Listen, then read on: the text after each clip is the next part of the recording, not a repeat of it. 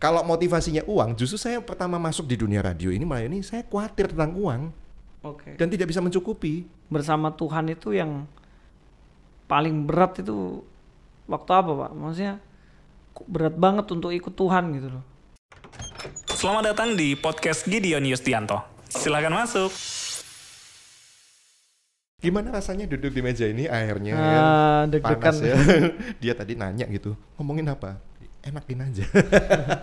Dia jadi gak nanya sama saya padahal maunya nanya. Oke deh, satu kesempatan saya kasih nanya. Satu aja. Ya, maksudnya ini kan udah lama ya Pak ya pelayanan ini ya. Apa yang membuat Bapak tetap bertahan di sini Pak? Ya, jawabannya gampang sih. Apa yang membuat saya bertahan? Bermula dari suka, kemudian jatuh cinta, dan orang yang jatuh cinta nggak bisa lepas. Till death do us apart, katanya kan gitu. Panggilan ya berarti. Iya. Karena saya laki-laki panggilan juga sih. Jangan-jangan Bapak jadi penyiar radio ini supaya dapat banyak Pak dari Tuhan. Oh, saya udah dapat banyak memang, saya akui. Supaya saya ini nanti takutnya kalau saya nggak gini lagi. Maksudnya? Ya maksudnya kan motivasinya ini perlu saya luruskan di waktu ini. Dia mancing-mancing saya ini. Kenapa? Oke. Apa yang Anda duga? Silakan disampaikan. Ya bagaimana ya? Maksudnya melayani di sini ini tujuannya itu uang atau tujuannya sebenarnya karena benar-benar tulus ingin ini loh, Tuhan aku bisa kuberikan tuh ini loh buat Tuhan. Laki-laki yang dia bahas uang, saudara-saudara. Ya memang kita harus gini sangat ya. Ini ya, sangat kegatelan gitu ya kalau ada yang semua orang itu butuh uang. Iya, semua orang butuh uang kan. Tapi bukan segalanya kan, karena kan Tuhan bilang juga kan.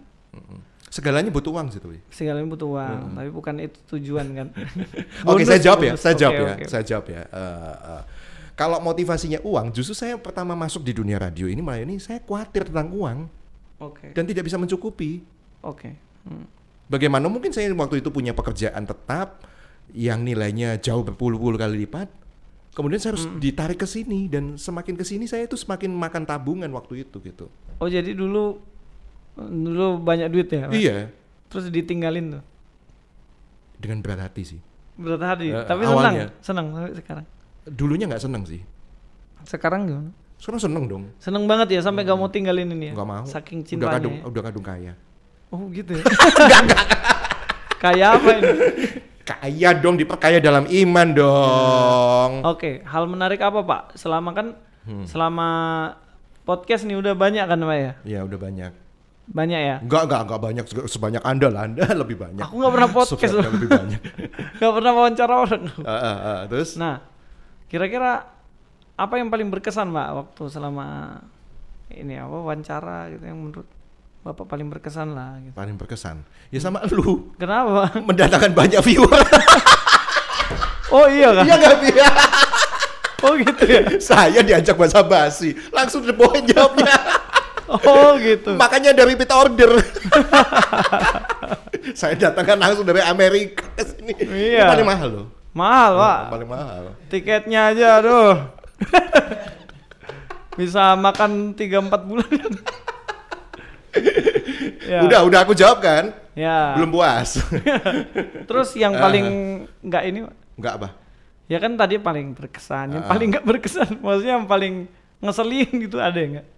Atau enggak ada semua? Oh, yang paling bukan ngeselin sih, lebih tepatnya paling bikin saya boring kalau semua itu udah atas dasar pesanan gitu.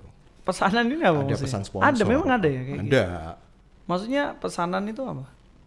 Iya, pembincangan itu bukan berdasarkan idealisme saya pribadi, tapi sudah ada skrip gitu, naskah. Oh gitu. Dan saya harus melakukan itu. Nggak enak itu. Nggak enak. Nggak berkesan itu, percayalah. Oh karena kayak udah, pokoknya kamu harus gini. Iya bener juga sih. Kenapa? Ya nggak berkesan lah. Coba kalau Anda disuruh begitu aja coba. Iya nggak enak banget loh. Tapi kadang-kadang istriku suruh gitu Pak. Maksudnya? Kamu jangan terlalu ini ya, nanti kita diancam aja begitu. Ya, masih mending bro kalau itu yang nyuruh istri. Iya ya. Iya kan, masih cinta lah paling enggak kan. Iya masih ada. Ini kalau yang nyuruh? Takut nanti tidur di luar kan gitu.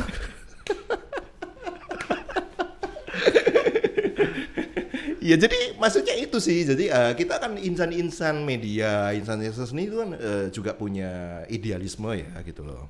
Nah kalau sampai nggak bisa menumpahkan itu kan nyesek lah. Iya, kan? Benar. Nyesek lah. Oke. Segalanya butuh uang, saya butuh uang, tapi ya nggak gitu-gitu juga kali gitu kan. Beda. Jadi kayak gini ya, kalau orang fokus orang kan beda ya, kayak ada orang itu hidup untuk uang. Iya kan? Jadi hidupnya itu yang cuman untuk cari uang, nggak peduli dia punya anak itu keurus apa enggak. Iya kan?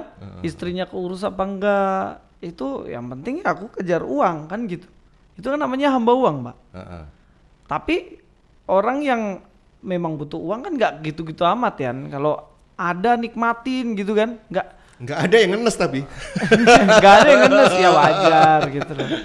Tapi bukan artinya itu menjadi fokus hidup kita sepenuhnya di situ. Iya, saya pernah ngalami itu kok sudah.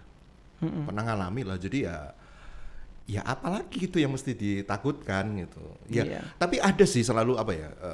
Bagi saya ujian bagi orang percaya itu setiap saat pasti ada dan selalu levelnya itu naik ya. Saya percaya itu semakin untuk memurnikan, menyempurnakan gitu kan. Bukan untuk menjatuhkan.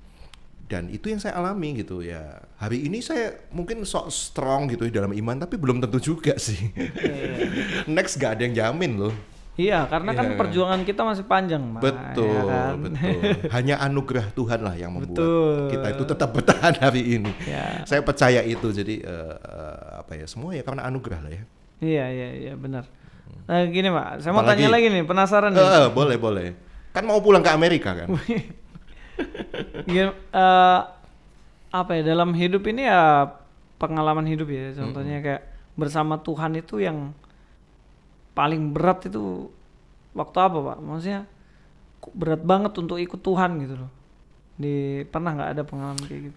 Jujur ya, lagi-lagi berhubungan dengan kehidupan sih, berhubungan dengan uang gitu. Jadi mengikut Tuhan buat saya itu semakin susah teruji kemurniannya ketika kita betul-betul diperhadapkan dengan kebutuhan.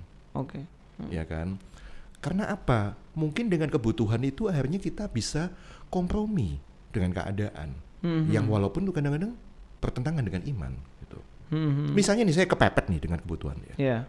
Misalnya ya. Tapi saya ya sudah mulai fase ini tapi nggak kayak gitu ceritanya. Contoh misalnya orang tua sakit gitu.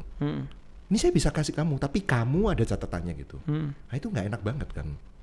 Itu nyesek banget sih kayak gitu. Dan kita kadang-kadang bisa kompromi loh kalau. Udah deh, siapa yang bisa jamin? Gitu.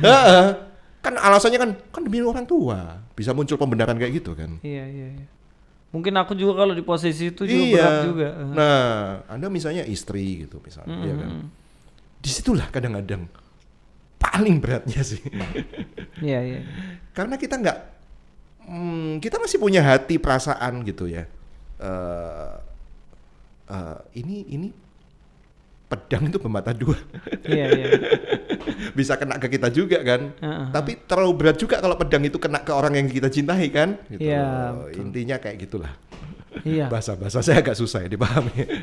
Sebenarnya aku paham sih, mudah-mudahan di rumah paham. Mudah-mudahan yang lain juga paham gitu sih. Yang paling susah ketika saya mengikut Tuhan adalah ya itu tadi ya.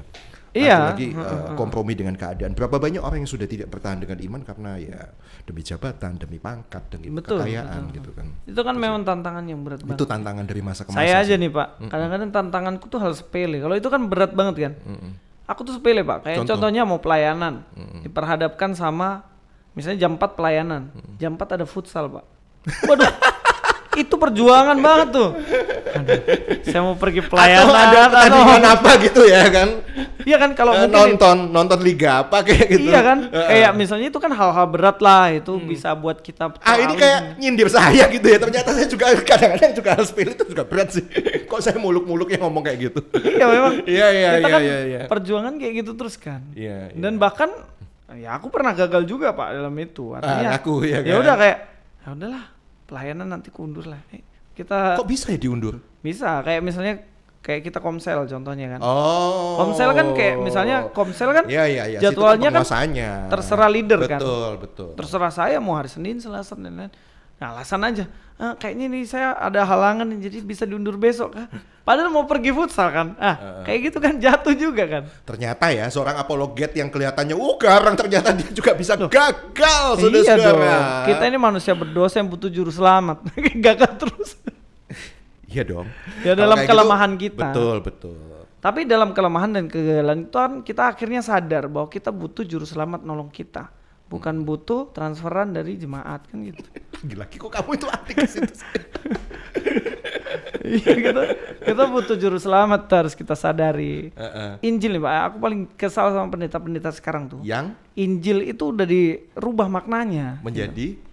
Injil kan harusnya kan keselamatan dalam Yesus Kristus kan. Bukan berkat untuk bayar kartu kredit dari Tuhan Yesus kan kayak gitu. Jadi kan Injil udah melenceng tuh. Kalau nggak mujizat ya duit gitu. Padahal Injil itu kan kuasa Kristus yang menyelamatkan kita kan gitu. Nah itu sebenarnya itu cuman apa ya, keresahan kayak iya. Nah saya tanya lagi nih, masih ada pertanyaan. Ini dua sih. Masih ada panjang ya? Gile, luar biasa panjang ya. Oke silakan satu lagi. Gimana kemarin perasaan Bapak itu waktu Mama nggak ada itu gimana? Kan kemarin sempat. Ya saya gak nyangka pertanyaan kayak gitu ya. Sedih lah, bahkan hari ini barusan kemarin saya malah itu saya posting di Instagram ya, saya nemuin foto gitu saya nangis. Jadi waktu kejadian malah nggak nangis gitu, kayak super strong gitu ya, aneh sih gitu. Ya itu sih menurut saya kasih karunia Tuhan yang menjaga saya untuk seperti itu ya gitu loh. Saya nggak nyangka waktu menghadapi seperti itu. Kadang-kadang kita itu kan nggak menyangka ya bagaimana kita menghadapi hari-hari berat kita itu. Apakah kita bisa gitu ya? Ternyata setelah melewatinya bersama dengan Tuhan ya pasti bisa gitu. Hari ini pun saya sedih, pasti sedih, tapi saya bisa ketawa-ketiwi kayak gini, saya nggak depresi atau apa gitu kan. Saya masih tetap bahkan saya makin luas, punya kesempatan banyak gitu kan. Yang dulunya mungkin untuk merawat, tapi kan tugas saya sudah selesai. Jadi artinya alokasi waktu saya kan bisa lebih penuh waktu ya untuk melayani Tuhan gitu. Itu sih, kalau sedih ya sedih, tapi saya cuma tinggal ingat bahwa bahagianya dia kan bahagia saya. Sakitnya dia dulu sakitnya saya gitu. Jadi kalau dia sekarang, ya itu loh, makanya penting ya punya satu iman, kepercayaan bahwa kita akan baik-baik saja gitu di surga. Kecewa nggak sama Tuhan Pak? Karena Tuhan nggak sembuhin tuh, harusnya Tuhan sembuhin tuh. Enggak. Jadi waktu terakhir itu malah saya udah dikasih tahu dokter bahwa kemungkinannya begini, saya malah dengan legowo. Ya sudah, nggak dipasangin alat bantu pernafasan, nggak dibantu pijat jantung, kayak nggak ada usaha lagi gitu untuk saya memperpanjang gitu. Saya jadi ingat salah satu ucapan hamba Tuhan yang menurut saya ya oke sih gitu ya. Ya kalau memang waktunya kayak pesawat lo misalnya, suka nggak di-delay? Nggak suka kan? Kalau udah waktunya ya udah gitu loh, waktunya ya udah. Kan? Ngapain lagi gitu kalau mau di-delay? Banyak kita tuh dengan ego kita terus kita minta diperpanjang. Ya kan. Tapi kan gini Pak, itu kan mungkin pengalaman Bapak yang membuat Bapak ini akhirnya kuat lah ya, punya iman yang benar-benar, memang iman kan sebenarnya kayak gitu ya, kayak iman itu ya tetap percaya walaupun, kalau menurut saya. Jadi walaupun aku sakit, walaupun dompet kosong, nggak ada hubungannya. Walaupun walaupun nggak sesuai harapan kita, tapi kita tetap percaya kan gitu kan. Bukan yang saya beriman kalau dapat sesuatu, kalau nggak dapat sesuatu iman saya berarti ya berarti roboh sudah dong konsep kekristenan bahwa kekristenan adalah anugerah. Iya, tapi kan banyak pendeta ajarin gitu Pak. Lu sakit nih karena bikin dosa nih. Ya Taurat dong. Nah, sekarang kan gini Pak, faktanya banyak orang di luar sana kan kecewa kan. Karena banyak dicekokin sama pendeta-pendeta yang nggak bertanggung jawab tuh, bilang kan kayak ini mau wawancara saya tapi masih dia ngonten ke sana ya. Malah saya dijadikan bahan. Kenapa bro? Ya kan Anda sakit hati sama siapa? Nggak ada. Kan banyak tuh orang yang kecewa gara-gara kan ya pendetanya bilang kamu nanti pasti Tuhan akan sembuhkan, Tuhan pasti berkati. Faktanya mereka kehilangan orang yang disayangi. Faktanya hidupnya tetap berat, nggak sesuai dengan janji-janji manis dari pendeta-pendeta yang nggak bertanggung jawab itu gitu loh. Nah pesan Bapak gimana gitu loh? Pesan untuk pendeta? Bukan, pendeta nggak usah, biar saya aja Pak. Iya itu kan bagian lo. Nah pesan untuk jemaat yang saat ini kecewa sama Tuhan karena kehilangan orang yang dicintai gitu loh. Kan Bapak pernah kehilangan. Oke, kalau Anda kecewa kehilangan harta benda yang Anda punya, Anda kecewa kehilangan orang yang Anda cintai, apa jadinya ketika Anda kehilangan kepastian tentang surga? Bukankah Anda lebih marah? Harusnya kan. Iya. Jadi Anda pasti akan lebih komplain gitu. Oke, ngurusin orang yang tercinta, iya. Tapi bukankah kadang-kadang manusia itu masih punya sisi ego ya? Yang sakit Louis, oke lah saya cinta Louis, oke lah. Tapi kalau saya sendiri gimana? Nah ini saya kembalikan, kalau Anda sendiri sia-sia dong. Anda sudah melayani, Anda sudah lakukan doa, puasa, persembahan tadi, persepuluhan segala macam. Tapi kemudian ketika Anda sampai di surga, bahkan nggak nyampe kalau Anda kecewa gitu ya. Bagaimana Anda kecewa? Bagaimana Anda marahnya ketika kemudian berarti sia-sia dong semuanya. Makanya mumpung belum gitu kan. Jangan. Ini kesempatan, ini kan Paulus kan bilang ya bahwa ini kan kayak ibaratnya pertandingan gitu. Semua berlari tapi tidak semua mendapat hadiah kan. Tapi saya nggak mau gitu kalau saya nggak dapat hadiah. Dan hadiahnya bukan benda-benda duniawi.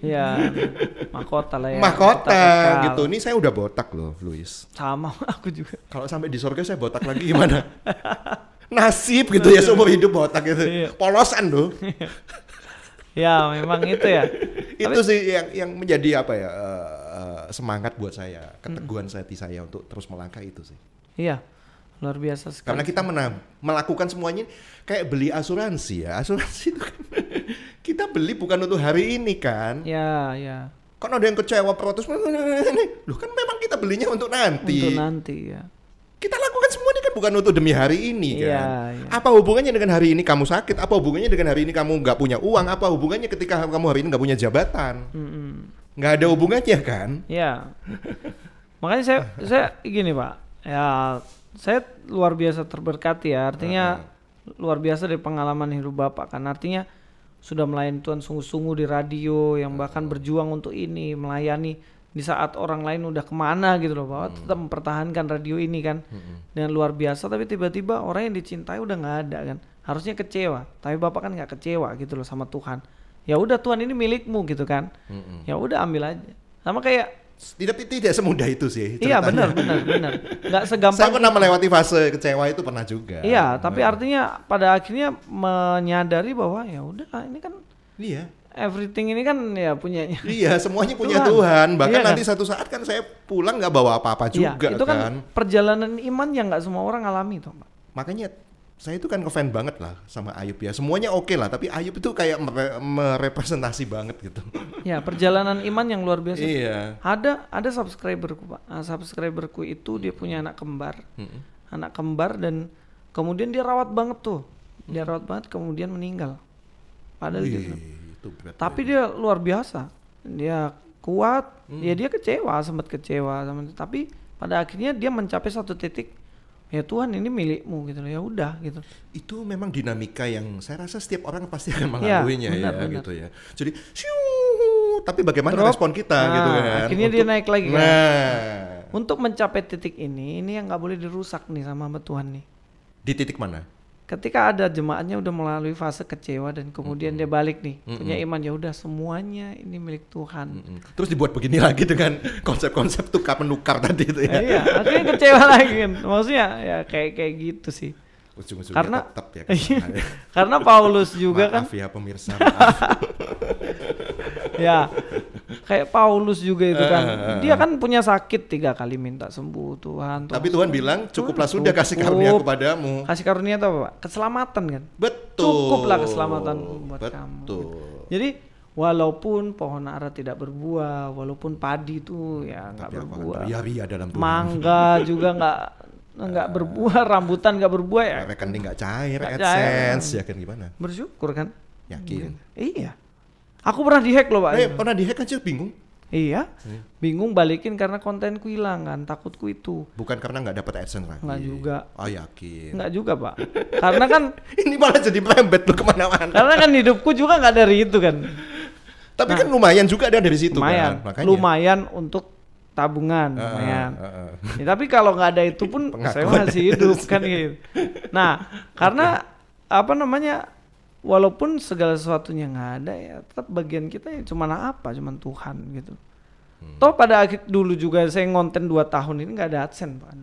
Tetap saya ngonten di situ kan. 2 tahun nggak ada kan, saya dapat baru 2 tahun kan. Ketika yang lain 1000 udah dapat itu kan aku nggak ada, tapi tetap ngonten kan.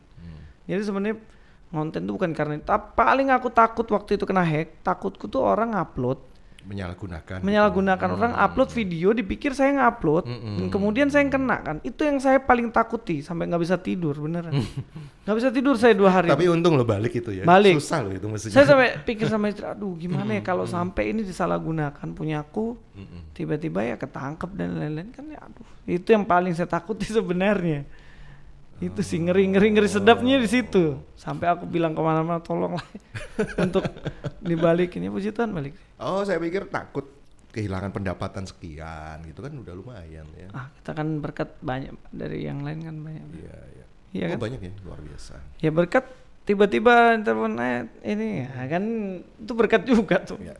Jadi saudara-saudara kalau Anda mau menyampaikan berkat jangan sungkan-sungkan ya, sebelum jam 2 siang silakan Luis Prasetyo di nomor kirim ke saya ya tolong. Kalau nggak kirim awas saya datangi ke rumah. Kok awas sih, Roh Kudus kok pakai awas segala pakai ngancem. Iya kan? Roh Kudus kan membikin damai sejahtera. Iya kan, kalau telat nggak diberkati. Jadi jangan sampai telat. Ini kok malah jadi roh pendakwaan ya malah di sini ya. Ya kayak gitu. Oke, jadi kesimpulannya penting untuk kita benar-benar berakar supaya kita bisa bertumbuh bahkan berbuah ya dalam firman itu ya. Gitu. Belajar Alkitab lah baik-baik itu intinya. Jangan cuma belajar Alkitab kalau mau khotbah aja kan gitu. Pak boleh tanya istriku loh, aku bangun tuh jam 3 loh. Ngapain? Baca Alkitab Pak, belajar Alkitab. Iya. Kan jangan kalau pas mau khotbah aja persiapan bahaya. Sesuai dengan tema yang di request. Iya. Malah kadang kan ada pendeta yang ini sudah mau doa firman ini kan sudah lagu terakhir. Saya khotbah apa ya, cek dulu. Ya ampun sampai gitu ya. Ada kayak gitu ya. Terus ketika di mimbar ya omong kosong. Di atas omong kosong. Enggak lah, kan bisa ngeles. Iya kan banyak. Roh Kudus. Nanti kalau ditegur bilang padahal preman. Roh Kudus tertib ya. Nanti kalau ditegur bilang saya preman lagi, aduh susah bangsa ini. Ya emang preman. Gimana? Tapi sebenarnya preman tuh freeman, partikulir swasta. Tapi boleh aku kasih pesan ya Pak, mumpung di sini. Maksudnya gini ya, pendeta besar itu kan kuasanya banyak ya. Enggak ini dari tadi kan pendeta besar ya kan pengaruhnya besar. Pengaruhnya besar untuk Indonesia ini. Maksudku ya gunakan pengaruh itu untuk sesuatu yang benar-benar untuk Kristus gitu loh. Pengaruh yang besar itu untuk itu.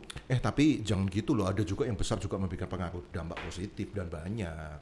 Jauh lebih banyak. Iya ada, tapi kan ada yang ini saya nggak bilang semua pendeta besar begitu loh Pak ya. Tapi memang ada oknum-oknum tertentu yang punya ngomongnya. Ya memang mantap ya. Memang harus pakai pengaruh besar itu untuk sesuatu yang benar untuk Kristus gitu loh.